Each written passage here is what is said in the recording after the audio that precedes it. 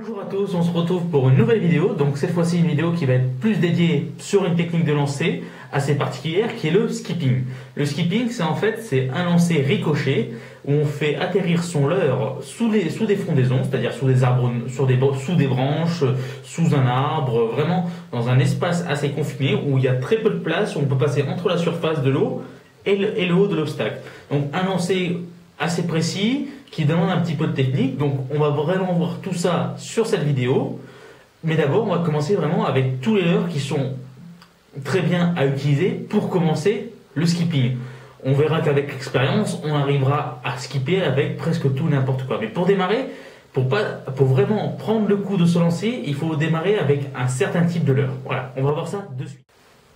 Et donc pour entamer cette vidéo skipping, donc j'avais envie de vous parler un petit peu leurre. Donc c'est vrai que le skipping on n'y pense pas, mais il y a quand même des leurres qui sont plus ou moins adaptés pour le skipping, ou du moins tous les leurres peuvent être skippés, donc peuvent se faire ricocher sur l'eau.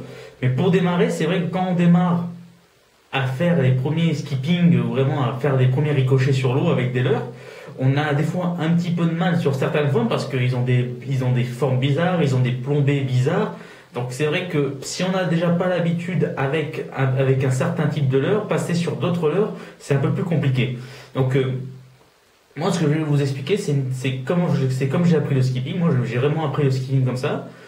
J'ai amélioré mon skipping avec cette technique, c'est-à-dire que j'ai commencé avec d'abord des plastiques, des leurres souples avec une grosse surface de plastique. Pourquoi ? Parce qu'en fait ces grosses surfaces de plastique vont offrir à l'eau une plus grande surface de contact. C'est-à-dire que, vous voyez là, ce gros leurre en plastique, là, de forme d'un bug, va offrir vraiment, que ce soit sur ce côté ou de l'autre, une grosse surface de casting, de skipping. Donc peu importe dans quel sens il va tomber, il y aura du plastique pour qu'il puisse ricocher sur l'eau. Parce qu'en fait, le ricochet, c'est quoi au final ? Le ricochet, c'est que vous lancez avec une vitesse assez élevée un leurre sur une surface qui est de l'eau. Sauf qu'avec la vitesse, au lieu de rentrer dans l'eau va en fait se devenir comme un corps dur et votre leurre va rebondir dessus. Donc en fait, en offrant donc une grosse surface pour rebondir, vous augmentez vos chances de skipper votre leurre. Donc il y a ces formes comme ça avec un gros plastique. On a aussi toutes ces formes, on va dire, qui vermiformes, donc qui ont vraiment des formes de verre, un peu comme ce worm. On n'oublie pas bien sûr toutes les formes d'écrevisses qu'on peut rencontrer sur le marché, voilà, qui offrent des grosses surfaces pour skipper là aussi. Et puis après, donc avec l'expérience, on pourra vraiment skipper tous les leurres, que ce soit aussi pareil sur des chattes comme ça. Ça sera très simple à skipper. Mais pour démarrer avec des gros leurres, démarrer avec des leurres, on va dire, avec une grosse surface de plastique pour skipper, que ce soit dans toutes les techniques, que ce soit en spinning ou en casting. Après, en spinning, je vais vous amener donc un autre conseil, c'est que j'ai démarré à skipper avec des leurres, on va dire, très peu plombés, voire pas du tout plombés. J'explique, c'est-à-dire que je vais plutôt utiliser des hameçons texans. Alors oui, l'hameçon texan, pourquoi ? On pêche sous des obstacles, donc si on rate le lancer, on a forcément une chance de s'accrocher. Et puis, même en pêchant sous les obstacles, on rencontre parfois d'autres obstacles qui sont cachés en dessous. Donc moi, c'est vrai que le skipping, c'est souvent en texan.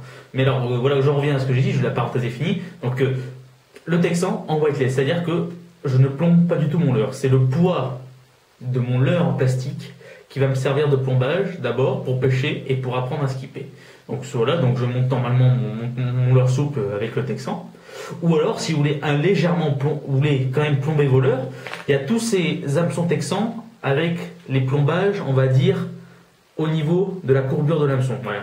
Je ne veux pas mettre un plombage qui va en fait avoir la plombée devant, parce qu'en fait, si vous pêchez avec une tête plombée normale, quand votre leurre va toucher la surface de l'eau, en fait, si la tête plombée touche en premier à la surface de l'eau, votre leurre va faire pouf et va rentrer dans l'eau directement. Avec l'expérience, quand vous apprendrez à bien maîtriser avec des hameçons texans normaux, vous pourrez skipper avec n'importe quelle tête plombée, n'importe quel hameçon. C'est vraiment pour démarrer, c'est un conseil personnel que je vous donne, c'est de démarrer avec des texans qui sont très peu plombés, voire légèrement plombés, mais sous la rampe. De façon à ce que vous preniez l'habitude à y arriver, et une fois que vous maîtrisez, vous avez compris comment vous devez exécuter le geste pour donner de la vitesse à votre leurre, vous pourrez passer sur les têtes plombées, tout simplement. Donc voilà, là c'est la partie que on va dire que je consacre vraiment au spinning. Après pour ce qui est casting, alors le casting, c'est vrai que le casting, je vais pas vous mentir, on peut presque tout lancer. On peut vraiment tout lancer et faire ricocher sur l'eau. Parce qu'en fait c'est un lancer qui va on va relever notre leurre souple constamment. Donc en fait on arrive souvent, quand on pêche avec des leurres comme ça, avec des têtes plombées ou alors avec des plombées en tête comme ça, comme sur ce montage Texas, le fait de relever la canne en fait montre toujours le leurre dans sa meilleure position pour skipper. Alors qu'en spinning, on lance et on n'a aucune maîtrise sur la canne pour ensuite faire que le leurre se présente toujours de la meilleure façon. Donc en casting, on va pouvoir utiliser vraiment tous les types de montage pour skipper avec des leurres souples. Il y en a même qui arrivent à skipper avec des leurres métalliques, que ce soit des chatterbaits ou des spinnerbaits. Donc là, c'est pas l'objectif, c'est vraiment de skipper avec des leurres souples. Et donc, moi, le montage que je voulais montrer, donc c'est un montage Texas, donc le voici. Donc le montage Texas, c'est assez simple. Donc j'ai un fluorocarbone. Bon, là c'est un montage Texas un petit peu, on va dire costaud. C'est pour mes pêches de black bass quand je pêche vraiment dans des endroits très très sales avec beaucoup d'obstacles et que je dois sortir le poisson en force. Donc là c'est un 40 centièmes fluorocarbone. Donc sur ce 40 centièmes, j'ai monté un petit top fill. Dessus, j'ai un plombal de 10 grammes. Et ensuite, j'ai mon hameçon texan. Voilà. Bon, après, vous allez me dire, mais normalement, sur le montage Texas, est-ce qu'il n'y a pas une perle qui vient se mettre là? Ben oui, dans le montage d'école, il y a une perle. Sauf que la perle, moi, bien souvent, je l'ai cassée. C'est-à-dire qu'à force que mon plomb vienne taper sur cette perle, je les ai cassées, soit j'utilisais des perles de mauvaise qualité ou rien, mais alors, je l'ai souvent cassé sur la perle. Mais bon. Et donc après, au bout de 2-3 lancers, je me suis pas rendu compte que la perle était cassée et paf, je casse le nœud. Mais alors en fait, pour éviter ce souci, j'ai enlevé ma perle. Par contre, lorsque je monte mon leurre, au lieu de sortir seulement à 1 cm devant quand je monte mon texan, je vais sortir un peu plus loin. Donc là, je vais rentrer sur 2-3 cm. Tac. Et en fait, ce que je vais faire, c'est que je vais faire ressortir mon hameçon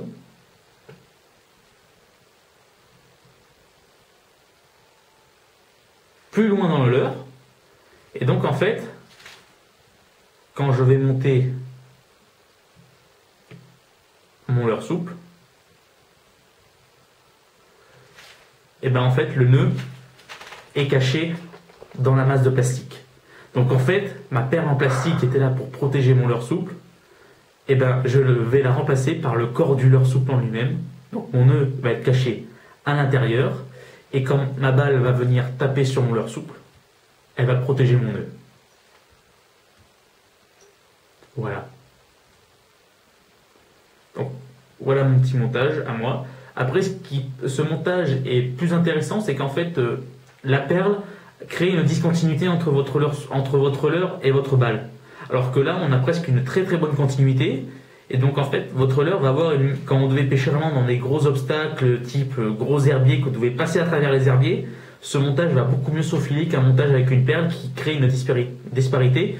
Et souvent les algues viennent s'accrocher sans accrocher le leurre, mais viennent se bloquer et empêchent votre leurre de bien pénétrer dans l'herbier. Donc là, c'était mon petit conseil technique pour le skip. C'est pas tellement pour le skipping, c'est vraiment quand vous allez pêcher dans des covers, mais vu qu'on va skipper avec, voilà.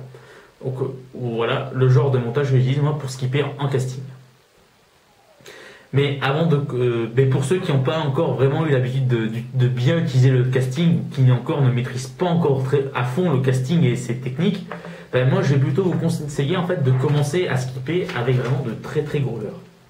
Parce qu'en fait, en skippant avec de très gros leurres, ce qu'on va faire, c'est qu'on va venir serrer notre frein de lancer au maximum, vraiment mettre tous les systèmes de lancer le plus serrés possible, de façon en fait que mon leurre ne descende pas, qui reste bloqué. Et en fait, quand je vais lancer, je vais devoir créer de la vitesse et je vais apprendre à maîtriser la bobine. Donc ça, on en reparlera juste après, mais je vais commencer à skipper. Pour apprendre à skipper, je vous conseille vraiment, c'est de démarrer en skippant avec des gros leurres souples. C'est vraiment une technique qui marche. Vous allez apprendre à contrôler votre bobine parce que le casting, c'est ça. C'est surtout que c'est une bobine qui est tournante et qui n'est pas fixe comme sur le spinning. Et il faut apprendre à la maîtriser, à la contrôler de façon à ce que le déroulement du fil soit constant et qu'il n'y ait pas d'accélération de la bobine ou que la vitesse réduise trop vite. Voilà. Donc on va voir ça juste après, au bord de l'eau, au bord de ma piscine. Allez, à tout de suite. Donc on va commencer de suite avec le skipping avec un montage spinning. Donc là une petite canne en 5-20 grammes avec un moulinet en 2500. Dessus là j'ai mis un gros tube pour vraiment favoriser tout ce qui est skipping. Donc voilà. Donc, on va commencer par le lancer en fait en coup droit. Donc pour faire un bon lancer en skipping en coup droit, ce qu'il faut essayer de comprendre, c'est que c'est un lancer qui va être très rasant de l'eau. Donc en fait, il faut vraiment que l'action de ma canne se fasse vraiment au ras de l'eau, de façon à ce qu'au moment où je vais lâcher mon leurre, celui-ci va suivre une trajectoire très proche de l'eau, et dès qu'il va rencontrer la surface de l'eau, il va prendre le premier rebond. C'est simple. Voilà. Comme je vous l'ai dit, donc assez rasant. Voilà. Alors pour ce qui est du revers, c'est le même principe, c'est-à-dire que mon lancer va venir se mettre assez près du sol, là aussi, faire passer mon leurre assez proche de la surface pour pouvoir aller mettre le premier rebond.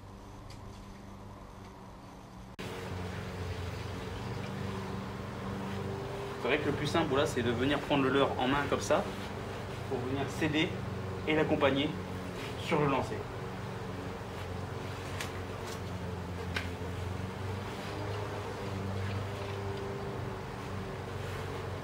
Et voilà, donc voici quelles sont les bases en fait du skipping avec un ensemble. Maintenant on va passer donc au skipping avec un ensemble casting.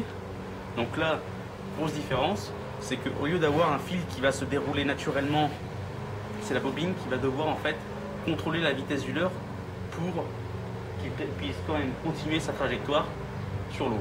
Le souci, c'est que le problème de cette bobine, c'est qu'elle est infinie. C'est-à-dire que si on ne la freine pas, cette bobine continue à tourner. Or, si elle continue à tourner et que le fil ne sort pas, on fait une perruque. Donc en fait, ce qu'il va falloir contrôler là-dessus, c'est vraiment la sortie du fil par rapport à l'avancement du leurre. C'est-à-dire qu'à chaque fois que votre leurre va toucher la surface de l'eau, il va perdre en vitesse. Donc il va aller beaucoup moins loin.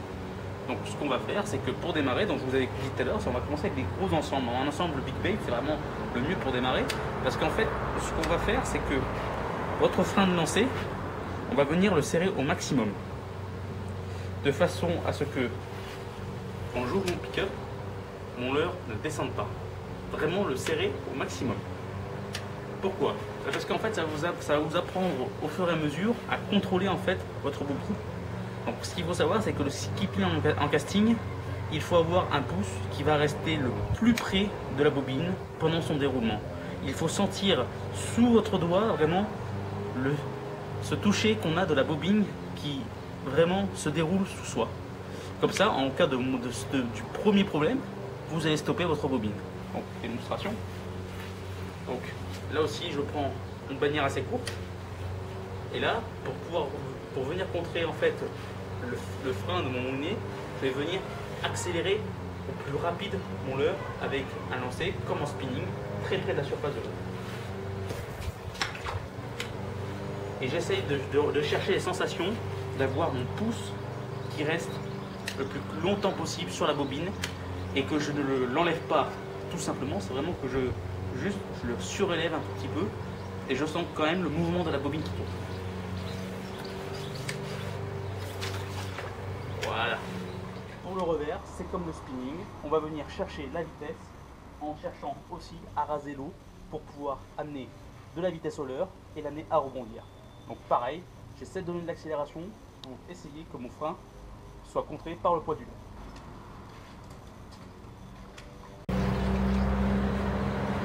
Donc voilà, le petit exercice qu'il faut essayer de faire, c'est de s'entraîner avec un ensemble big bait et un ensemble avec un leurre qui est vraiment assez lourd, qu'on va venir serrer au maximum notre moulinet pour pouvoir s'entraîner à donner de la vitesse et à contrôler ce déroulement de cette bobine et de sentir vraiment qu'elle travaille sur son pouce. Après, ce qu'on pourra faire, c'est qu'on va pouvoir revenir sur des ensembles, on va dire, casting normaux, on va dire, qui ne sont pas vraiment étudiés pour lancer des très gros leurres. Donc voilà, on va pouvoir utiliser vraiment tout type de leurre une fois qu'on va avoir compris ça. Et donc on va arriver donc à la deuxième partie de la vidéo, donc le lancer casting, c'est pour ceux qui vont avoir un petit peu plus d'expérience dans le skipping. Donc on va voir vraiment tous ces lancers skipping avec des leurres comme ça. Donc c'est de montrer vraiment comment j'effectue ce lancer en skipping avec en fait une bobine qui va être entièrement libre. Là, c'est-à-dire que je ne vais plus serrer au maximum mon frein de lancer, je vais vraiment le laisser assez libre de façon à ce que mes leurres soient descendent très rapidement dès que je débraye. Donc là encore, il va falloir vous rappeler, c'est vraiment de garder ce contact de la bobine plus proche de votre doigt. Il faut vraiment sentir que votre leurre descend et que la bobine frotte contre votre doigt. Comme ça, dès que vous sentez une simple petite vague, vous allez venir freiner doucement de façon à ralentir votre leurre. Ici, ce que vous allez pouvoir faire, c'est que pareil, comme en spinning, je vais chercher à lancer le plus près de l'eau. Pour le lancer en revers, pareil, en spinning, plutôt que de faire un lancer par contre latéral, je vais plutôt aller chercher quelque chose qui va être plutôt une ligne directe vers la cible, c'est-à-dire que je vais prendre mon leurre en main et je vais mettre ma canne à 90 degrés par rapport au sol et je vais juste relever ma canne. C'est-à-dire que je lâche mon leurre et dès que je sens qu'il commence à partir, je relève ma canne pour donner de l'énergie au leurre et donc de la vitesse. Et ainsi, plus le leurre va partir avec une trajectoire tendue, près de la surface de l'eau, plus je vais l'amener à skipper. Mais au lieu de juste le laisser passer comme ça, je vais continuer à relever ma canne en gardant l'attention de mon leurre pour que, à chaque fois qu'il avance, je continue à le relever pour que son ricochet se fasse le plus longtemps possible.